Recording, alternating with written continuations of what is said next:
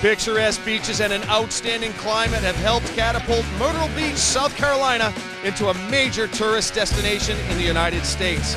Tonight, we find ourselves enjoying their hospitality as United Fight Nation brings you the South Carolina ISKA State Championship Grand Prix. Hey everybody, Jay Adams alongside Asher Blocker. And Asher, this is a very, very good show we have in store. When you look at the fact that Warfare MMA, it's their very first show out of the gate, and they already have 8 ISKA belts at stake, that tells you something about tonight's card. Well, there's a lot that tells you about tonight's card. It's their first show, and I mean, look around. I mean, the place is amazing. Got a big crowd. Got a lot of great fighters on the card. A lot of these guys, pulled out other fights. They had other opportunities with other organizations. Here tonight, they're fighting for belts. Very prestigious. I'm happy to be here. There's a lot of fights we want to talk about, but we don't have a lot of time. Let's talk about some of the belts that are at stake. Matt Coakley versus Charlie Vivas. It's a 135 belt, and this is a Southeast Regional belt. Matt Coakley is a hard hitter.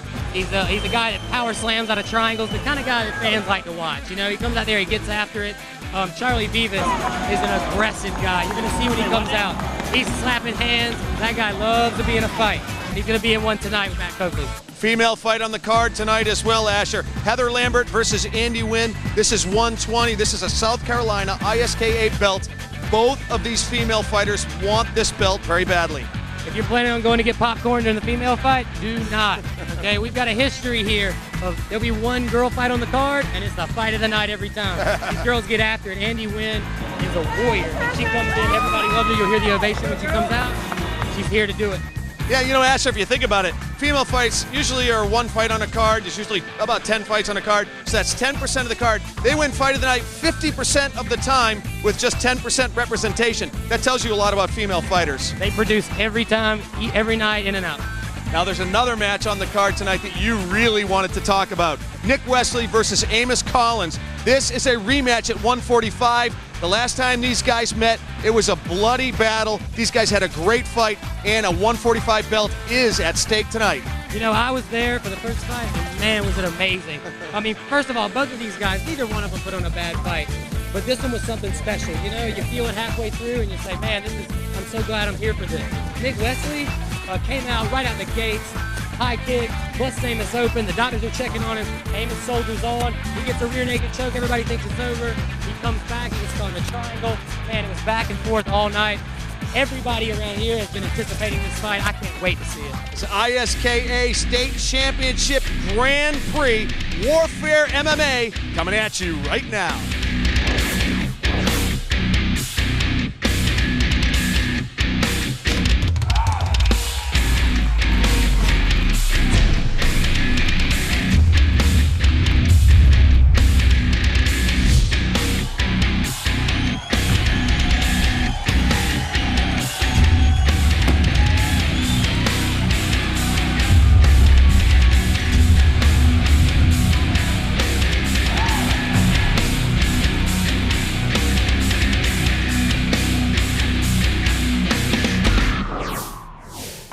I think these guys are ready to bang.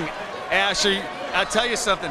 Nick is having a ball in there. He loves this. Dude, if you notice, as you're watching the introductions, Amos starts slapping himself in the face, and Nick's mocking him on the other side. I am so excited for this fight. I am buying into this.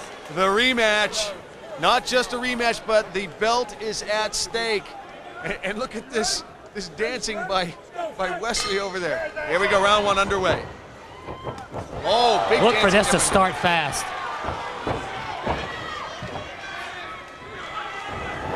Nice hip toss there, but a great scramble. Look at the speed of this scramble.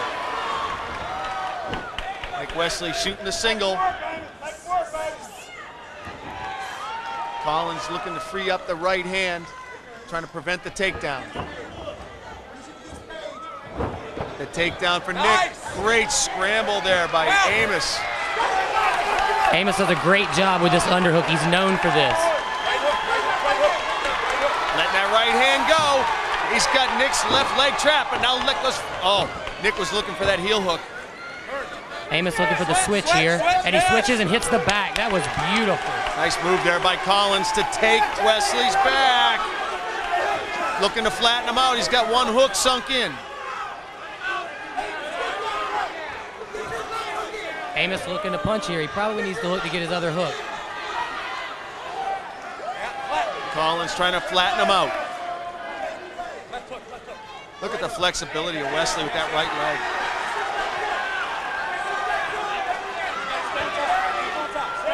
Now it's important to note that Amos came within a hair of getting a rear naked choke on him in the last fight. Everybody thought it was over, and he's in that spot again. We'll see what happens. Letting the hammer fist go. He's punishing Wesley right now. Full mount now for Collins.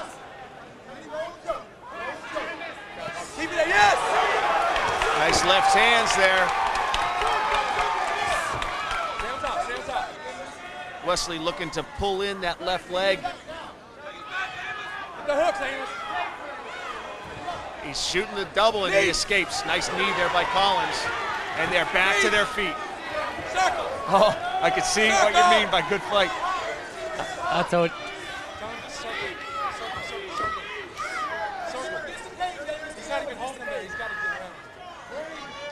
around. Amos, he's not holding you there. You need circle. There you go. Wesley shoots the double. Yes! He cannot drag him down. Great hips there by Collins with a beautiful takedown defense. Clear up mouth. Clear up mouth. Amos has an excellent wrestling base that we've seen on display so far. Man, this Nick Wesley kid is durable, man. Every time he's in a bad spot, he's back out. He's very flexible. Very flexible. Watch how Amos traps the arm. You know? Wow, nice scrambles. There goes the switch again. Boy, I'll tell you something, that Amos is great at the switch. Yes, he is. What a fight. What a great fight already here in the first 2.5 minutes of the fight. Right up. And round one is in the record books, and it's another great round. These two guys are like Frazier and Ali. They just match up well for great fights. Holy cow. What'd you think about that, Jay? Wow. These guys just match up well.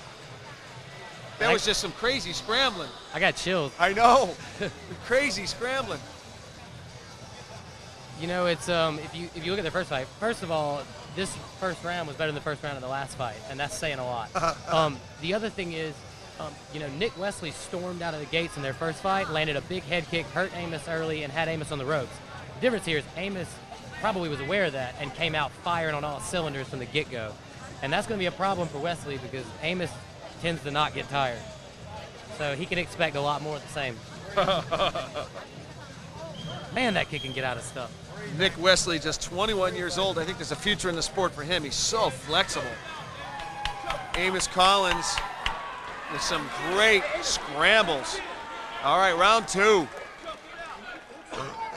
Getting ready to get underway here in Myrtle Beach, South Carolina. Referee. Cleaning up a little water. Referee Blake Grice saw a little bit too much water in the corner. He wanted to straighten it out. Round two, here we go. He needs to get in the clinch, quick.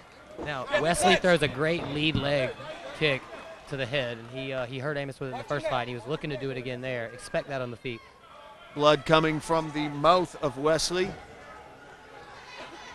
Should not be much of a factor in this match. Stay on top, Amos. Great move there by Wesley. Good presence of mind to take that dominant position when he saw the opening. Get up, Amos. On top. Full mount for Wesley. Watch that right arm. Get your right arm back in. Both guys are trapping the arm behind the back, which is really interesting. You don't see that a lot, and both guys have done it so far to free up the face to punch. Amos, pull and get your hips out. Yes, get up, get up, get up, get up, get up. Come in. Transition to mount by Wesley. And with Collins punched up against the cage, he's all folded up, and now he gets his back. Get your hips up and turn into him. Get your hips up and turn. Now they ended up here in this position in the first fight, and Amos was able to escape. Let's see what he can do here.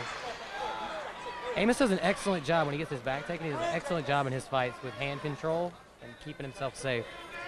Strong fighter, Amos Collins at 10-2. Be very, very fascinating to watch when this guy goes pro. If I believe he took about 9 to 10 fights last year alone. Wow. Oh, it looks Oh, like he's stretched out now, though.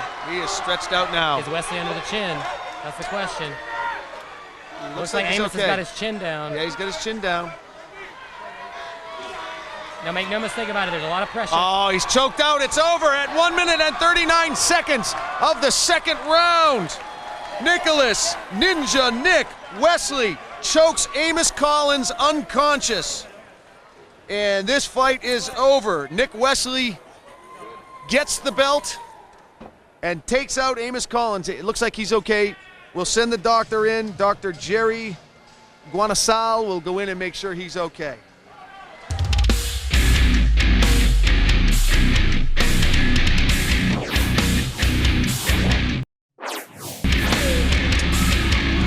All right, time to get this fight underway. Our female fight of the night, it is an ISKA belt at 120 at stake here. The South Carolina title is up for grabs.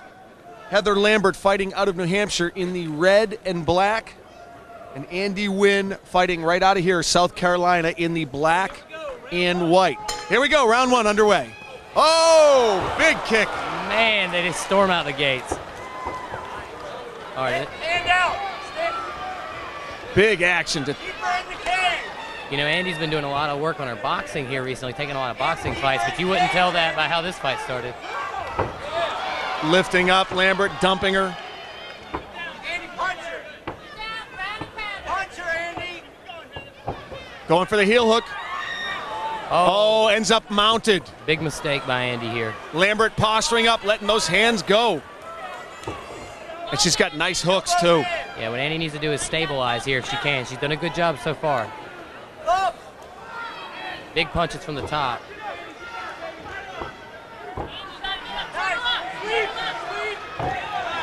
Gets into the guard. Nicely done there, but in armbar trouble. She attacks, and that armbar looks like it might be in. Oh, that's big trouble. We don't have a great angle on it. Slips out. Oh, very nice. Oh, letting that right hand go, Lambert. Boy, good scrambles here. We're lying about these girls' fights. Oh, Huh? I'm telling you, man.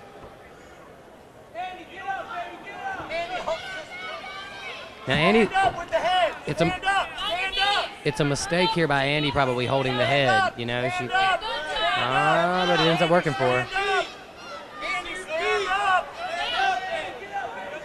Over and over again, Lambert is able to get top position, and it looks like she's got a guillotine.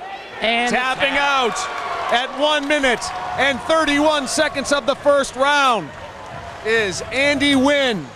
Heather Lambert comes up big. The New Hampshire fighter remains undefeated at 3-0. Wynn drops to 2-1. All right, I'm here with the new champ, Heather Lambert, and I'll tell you something. What a great job you did there, not panicking. Andy Wynn put you under a lot of pressure there. She did a great job, but you didn't wilt, and you came up with the submission. Your thoughts on your performance tonight? I just owe everything to my team at Team Kaze and my sensei, Greg Williams. They've been great training partners to me and got me ready for this fight. So. You remain undefeated. You're 3-0. Yeah. And have you given any thought to who you might like to defend this 120 belt against? I haven't yet. I mean, we only found out about the fight a couple weeks ago, so. All right, well, you did a great job, and good luck. I understand both of your children are competing in Naga. Yes, they are, so. Oh, that's great. Well, good luck to them. And good luck. Congratulations. I know South Carolina is going to give you some big love now. You deserve that belt. Good job. Heather Lambert, you guys, the new ISKA South Carolina champion.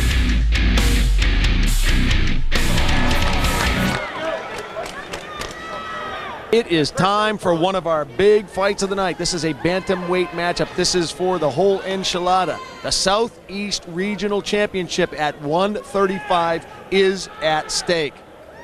Matt Coakley in the long black and white board shorts versus Charlie Vivas in the black trunks with gray and red trim. Here we go, round one underway. I'm pumped for this one, Jay. And Charlie Vivas had a very stylish entry into the cage and came to the middle of the cage as a stare down. All right, now one thing off the bat, one thing to look for is Charlie Vivas is known for coming out super aggressive. He's a very confident guy, and as you see, he is going to let his hands fly, and he's going to throw them hard. This is the lightning fast weight division, folks, at 135. Coakley did a good job right there. He landed a couple shots as Charlie was coming in. Coakley wanted nothing to do with all the antics and the stare down. He looked down at the canvas throughout the introductions.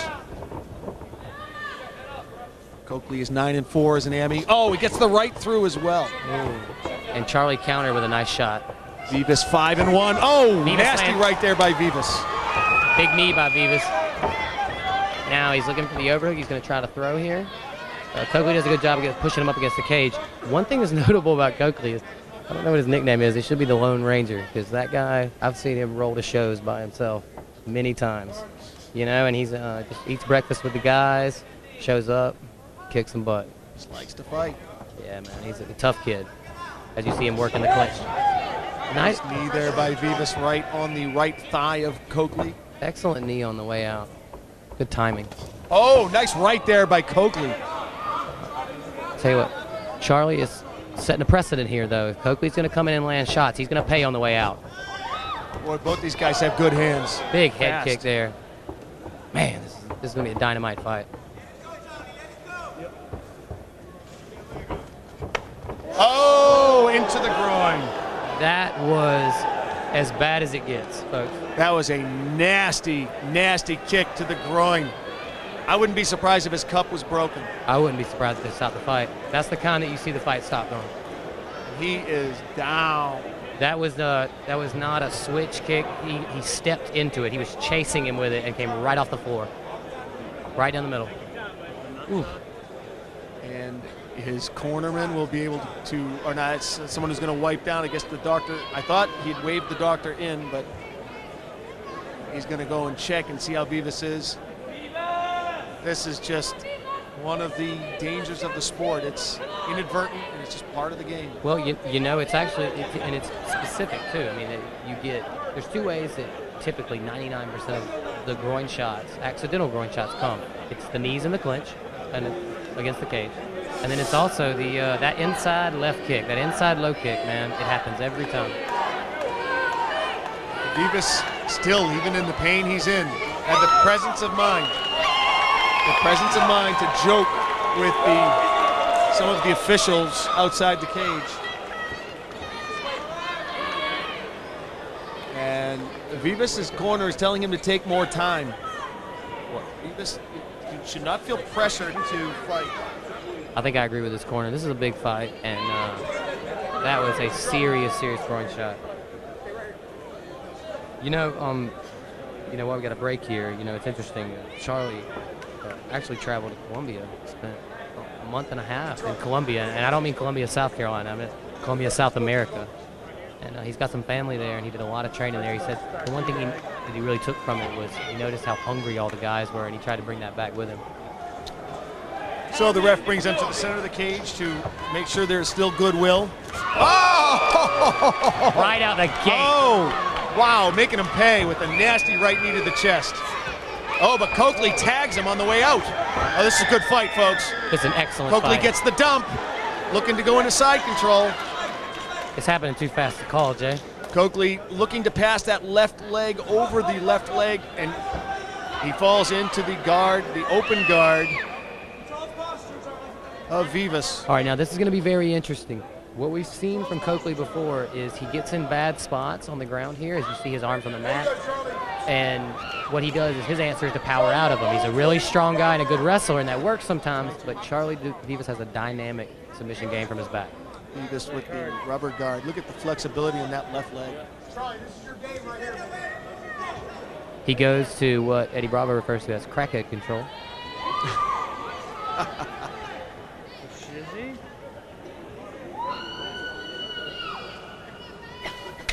10 seconds to go in the round. Matt Coakley seems like he's content to just ride this out. Grab it. And the round is over. We'll be back in a minute with more action in the 135-pound weight division.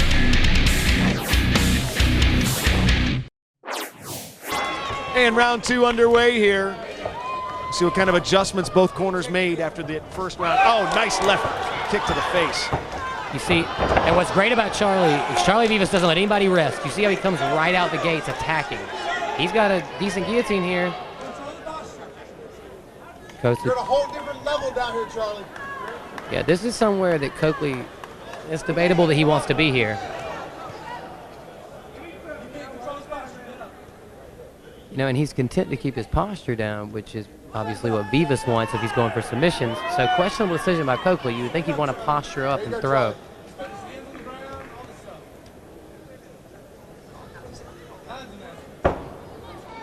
Charlie looks for a bump sweep. Tries to lock up maybe a Kimura off of it. He's got the Kimura grip. Coakley's doing a good job locking his hands together and neutralizing the hips.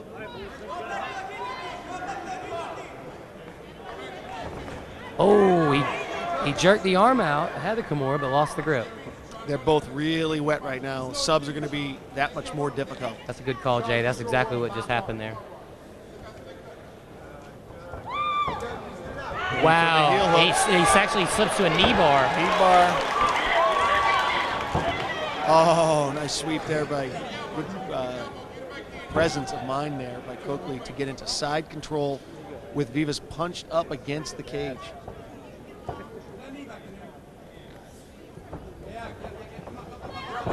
That's one way of stopping the pass. Yeah, right? Another knee to the groin. I saw that one too.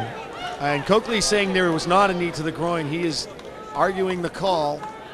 With all respect to Matt Coakley, there was absolutely a knee to the groin.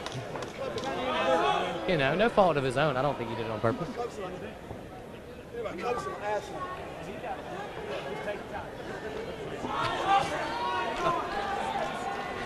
I'm not going to say what some woman is saying in the audience.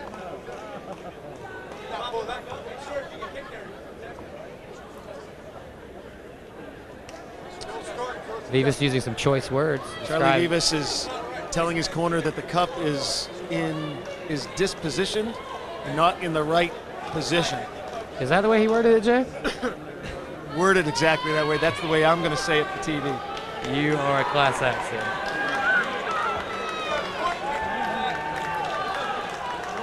Now, one thing that's interesting here is he did not take a point in that instance, but he absolutely will next time. So I wonder if Coakley's going to watch throwing the knees. It may make him hesitant. Now let's also watch. We saw how Charlie came out for the last one, after the last groin shot, with the flying knee. Coakley better have his hands up. Dale Sunshine Fry has a word with Vivas. He can take more time if he wants. Ball's up totally invert. Hands again, we're close. We understand. They should look about Russell.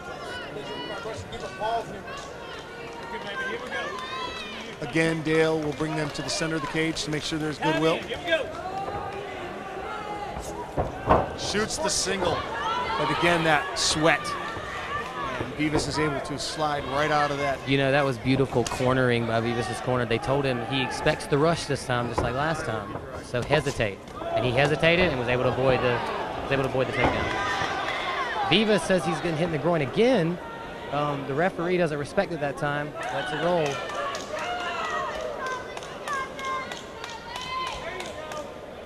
Coakley pushing Vivas up against the cage. You know, part of the problem is Coakley's just a short guy, you know? He's trying to get those knees up.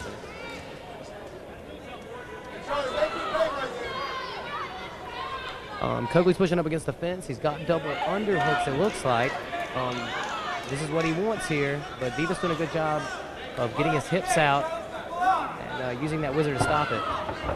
Nice idea by Coakley. He tries to separate and then use that separation to throw punches, but Vivas was hip to it.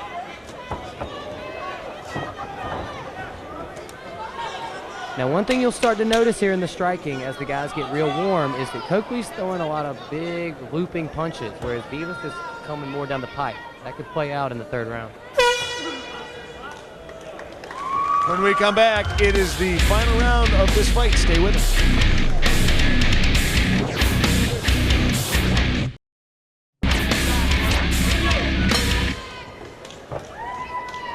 And this is the third and final round of this fight. It has been a very dramatic 135 fight. Man, and boy, does Charlie come out again. You know, Charlie told me in private that he had hurt his knee a little bit and couldn't run. Oh, big groin strike. Oh, and Charlie attacks anyway. Wow. Now, that was interesting. What's interesting here is that Coakley dropped from a groin shot, and they always tell the fighters that you don't stop till the referee stops you. True. Charlie took that to heart and ran in and threw a soccer kick to the body, about as hard as it gets, and then rained hands on top of it. I think the issue with that one was on the second time Coakley was stopped, Vivas went down and Coakley stopped before the ref got over there. The ref needs to get over there quicker on those types of situations if he's going to stop the action. I would definitely agree. But I mean, look, I mean, within the rule set, you know, Charlie did what he's supposed to do. They tell you, look, man, you know, don't back off Unless the guy. the referee stops the action. It's not you're fighting. You can't make those kind of decisions. The referee's job is to do that. That's 100% true. See how long it takes Coakley to shake off the effects. Okay, time in. Let's go. This Charlie Vivas is an aggressive guy. Okay, Charlie goes for the sprawl. He's using kind of the BJ Penn defense where he folds his leg underneath him. He's able to get it back now. You can bet, after the way the stand-up's been going down recently, that Coakley is going to cling to that leg for dear life. He needs a takedown here. What a tough guy Coakley is, man. Finishes the takedown, gets on top. Oh, he's all heart. This is a very close fight. Yeah, now Charlie does a good job, very smart, circling off the fence. See, now he can move his hips and he can work. What the guy on top wants to do is he wants to push him up against the fence and neutralize those hips. Charlie's got an Plato locked up. Excellent. An improvement Charlie made from the last time is that time when his opponent escaped the Plato, he made sure to get back to a good spot, which is his guard. Good presence of mind there by Vivas to look over to his corner. He's very relaxed.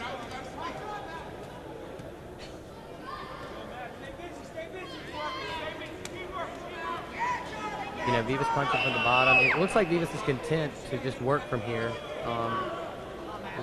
He's locking up a straight arm.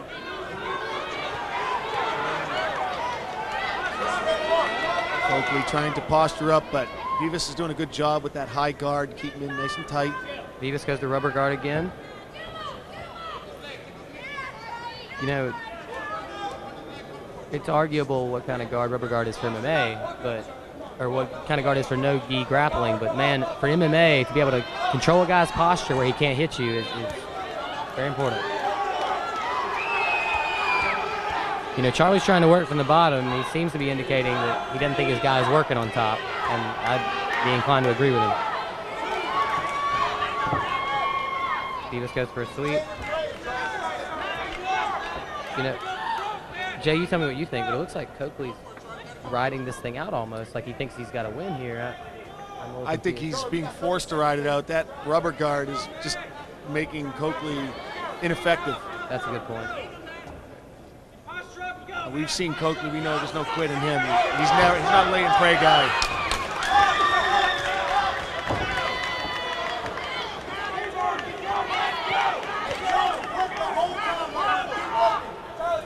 Coming up on 10 seconds.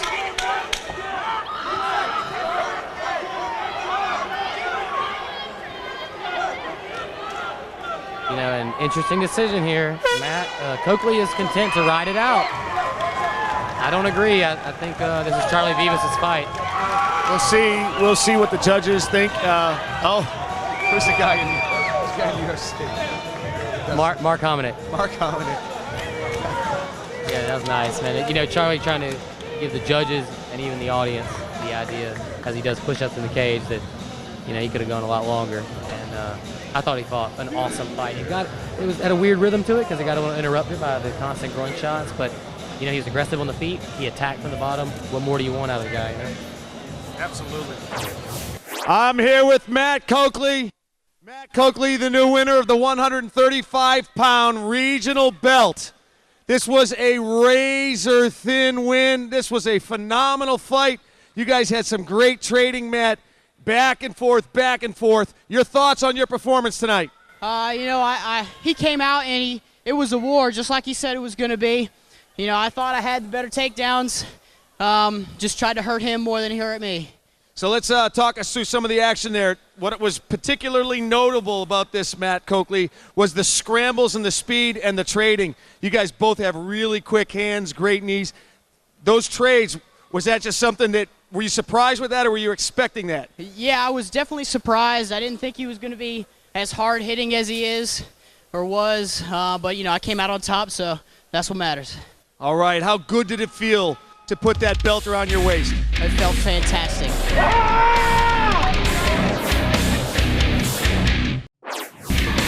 And welcome back, everybody, to Myrtle Beach, South Carolina. Jay Adams alongside Asher Blocker, and this is our light heavyweight matchup between Jeremy the Rage Thurman and Marvis the Convict Skipper. Thurman in the green trunks, Skipper in the black. Here we go, round one underway.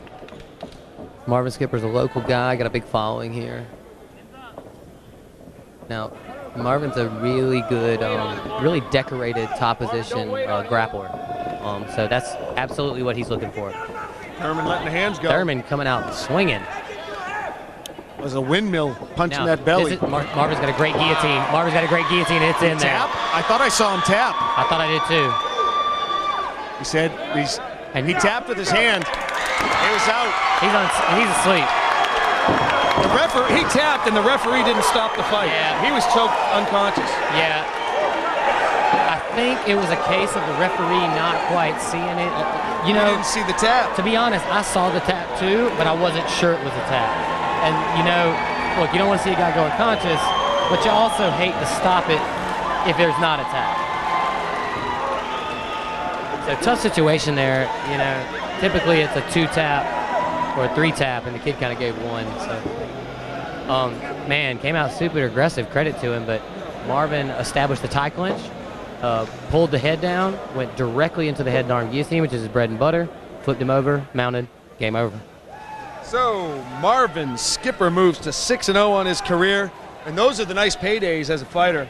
Come out, get a quick 10-second guillotine choke out your opponent. Did he break it? You make the same amount of money. Yeah, You're not getting paid by the hour. Did he break a sweat there? All right, I'm here with the convict, Marvin Skipper. And Marvin, I guess you figured you're not getting paid by the hour, right? You're getting paid the same amount, whether it's a long fight or a short fight. So you came out and really tapped him out, I think, in about 15 seconds. Did you hear him tapping or feel him tapping at about 10 or 15? I just felt it went limp, and I just trying to finish it. That's how we learn at Fitness Edge, just to finish it. I was kind of nervous. I'm glad he took the fight and everything. Everybody from Fight Lab, they too scared to fight. Now they have to fight me 205, CFP, they have to fight me heavyweight, but right here, Warfare is where I'm going to stay, baby. Wow, you heard it right there. Warfare is where he stays. So Marvin, he came out pretty hard on you. He was throwing some punches. Did you expect him to come out that aggressively? Yeah, I've seen a couple. He's a brawler. I thank him so much because everybody from Fight Lab's too scared to fight. I want to prove that. Just too scared to fight. He backed up. He took the fight in 1 week's notice. I just want to appreciate him. Thank him so much for doing it.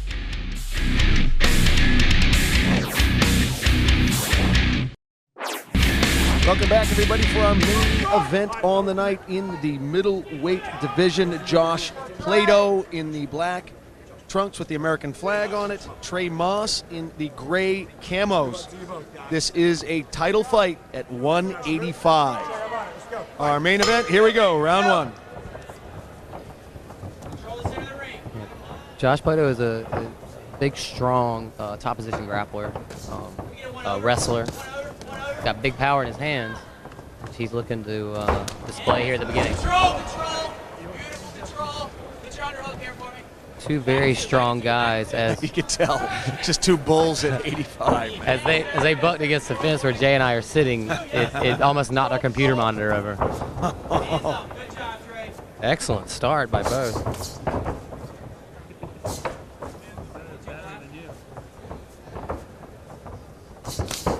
Inside leg kick by Plato, answered by a nice trade and a double leg takedown. Excellent job by Moss. Moss opts not to dump, but just let him down and posture up. I think Moss's idea was to possibly pass there.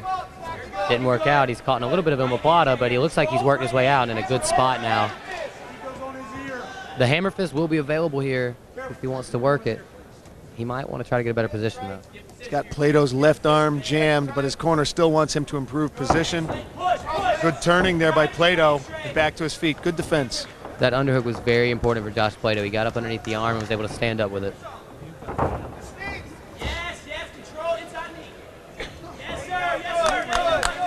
Working the inside knees of Plato is Moss. Look at the tree trunks for legs Moss has. No joke. Wow. Plato to the canvas. Plato went for a guillotine, and Moss had none of it. Right into side control. I'll tell you what, this Moss kid is impressive. Big, strong kid. 6-0. 24 years old. Fighting out of Linux MMA, Revolution MMA. You know, now it would help Plato's cause to get his left arm back inside. It's going to keep him pinned there, and that's obviously not what he wants. Plato turtles up. He's defending as Moss tries to attack. Moss in a side right position. Looks like he might try to get the hooks, or he might be content to just pound from the top position here. Moss with some ride time.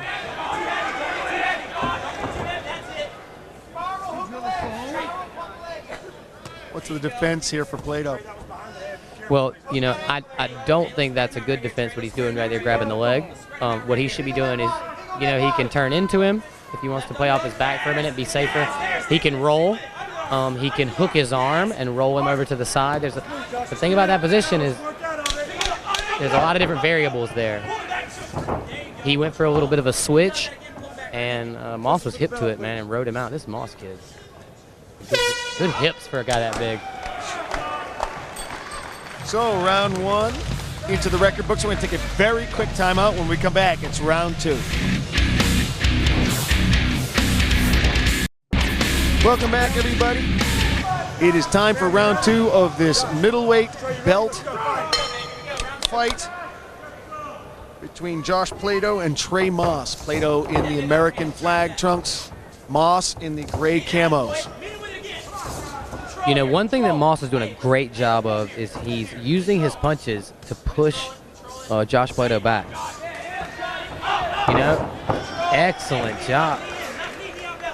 You know, and Josh Plato coming into this, he's a decorated wrestler, and that's how he's won a lot of his fights, and Moss is handling him in that department. Yeah, Josh Plato, a decorated fighter, a Naga no-gi first place finisher. Very good wrestler, but he has his hands full with Trey Moss. Trey Moss, the ISCF #1 ranked AMI in 205 in the country. Yeah, well, you can see why. Looking to posture up. Let those hands come down. Oh, right into the ribs, and then switches up to the overhand right. You know, if he keeps this up, he's starting to break this guy. You know, Plato's a tough kid, but he's enduring some punishment here. Trey Moss also holds the Elite Championship Cage Fighting Light Heavyweight Championship title. Now he's looking for a crossface, and he's under the chin, it looks like. We can't really tell. Yeah. Oh, that's brutal. Oh, no. For a second, I thought Plato was choked out. Yeah, well, his eyes looked blank. The positioning wasn't on his side there, you know. He's got to get those hips around to Josh's back if he wants to execute. Oh, it's nasty. He turned it, it's a bit of a neck crank, and it looks like Plato's ready to tap. Plato's very close to tapping. What's the defense for Plato? Well, Plato's got his chin down, which is good, and what Plato doesn't want him to do is let Moss get to his back. In this position, he should be okay, which he is. Turn his chin out. He put so much torque on Plato, his nose started bleeding. Yeah, that was rough. Now, what he keeps doing there, Jay, is he's cross-facing him. Moss is with his left hand. See there, he does it again. Plato's tough. Plato's tough. Yeah, he is. Yeah. Moss is really moving his head around in nasty positions, and Plato's hanging in there. Yeah, I don't think there's any quit in Plato. Now, what he's going, he's sucking that single back in. You know, Josh keeps going for that single leg, and Trey's capitalizing by using it to jump to mount. Now he gets the back. He's looking to flatten him out, sink in the choke. It looks deep. It's under the chin. This is it. It's under the chin at 2 minutes and 39 seconds. of the second round. That was a very, very impressive performance. Trey Moss choking out Josh Plato, and that was nasty at 2 minutes and 39 seconds of the second round. That kid is absolutely the real deal. You know, he did a good job. He saw his mistake earlier. He went for the crossface, and he was able to get under the chin, but he didn't have his body in the proper position. He kind of ignored that. Plato recovered. Moss went to it again, and this time was able to get on his back and finish the job. Man, that guy, a tough, strong kid. And he fought another tough, strong kid in Josh Plato tonight and handled him easily. The winner, Trey Moss, putting that 85 belt around his waist. Feel free to hang on me. You certainly deserved it. Trey, a very impressive win for you. This was a tough kid you fought in there. He definitely put you through a workout. Your thoughts on your performance tonight? It could have been a lot better. We definitely got to work on the cardio. Other than that, I think we executed pretty well. Yeah, very good execution, good transitions, good ground game, and you really, once you had position on him, you were able to maintain top control. Did that make the difference for you? Definitely. I controlled the bench on top and felt a lot more comfortable there. Well, I know that everyone here in Myrtle Beach is very impressed with your performance. Have you thought much about who you might like to defend the title against? No, I haven't. Okay, well, I'm sure Andy Hall has some good ideas, and I'll tell you what, you better bring in a stud for this guy right here.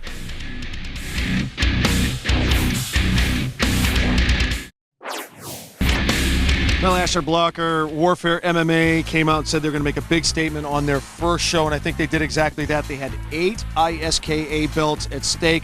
A lot of really good fights tonight. Which wars stand out in your mind? Ooh, where do you want to start? Well, the whole card was jammed full of good fights. I think that's one thing we were very fortunate with is, sometimes when cards on paper, you look through the matchups, say, oh, this could be good, this could be good. This one, man, it was top to bottom, man. It was great. It really was. Nick Wesley, Amos Collins, that rematch at 145, I don't think that disappointed at all. Well, it made us look good because the ones that we highlighted at the beginning turned out couldn't have been better. That one, as far as Nick Wesley and Amos Collins, their first fight was one of the best fights I've ever watched, and the second fight, man, it was heated. And Amos came out actually a lot faster than he did in the first fight, and had Nick in a lot of trouble. Nick, man, that guy's a gamer. He weathered the storm and came back and was able to choke Amos unconscious in a pretty dramatic ending. It really was. Now the 135 Southeast Regional Championship, Matt Coakley, Charlie Vivas. There was a lot of groin strikes. There was a lot of fast action, a lot of back and forth. A very close fight. I think you had that for Vivas. I think it was a razor-thin fight. Could have gone either way. It was obviously razor-thin on the judges' scorecards as well. Yeah, it was a foul-filled fight. And I think that made everybody kind of overlook what a great fight it was in between those. Charlie came out aggressive as he always does, and Coakley, man, that guy is so game. I thought the decision should have gone to Vivas for sure. I thought he was more aggressive on the feet, and I thought he attacked with submissions on the ground. Coakley did an excellent job. He weathered the storm, and sometimes you can pull out a decision that way. My hat's off to him. And in the 185-pound division, the middleweight division, and these guys both looked even bigger than that. Trey Moss, Josh Plato. Trey Moss was just a monster tonight. I've seen Josh Plato fight a couple times, and he was always a big, strong, top-position wrestler. And Trey Moss went out there and picked him up and dumped him over and over again and dominated him from start to finish. Plato is so game, and he held on as long as he could. But, man, Moss is somebody to look for sure. Couldn't agree with you more. So for Asher Blocker, I'm Jay Adams saying we'll see you next time on Fight Zone TV.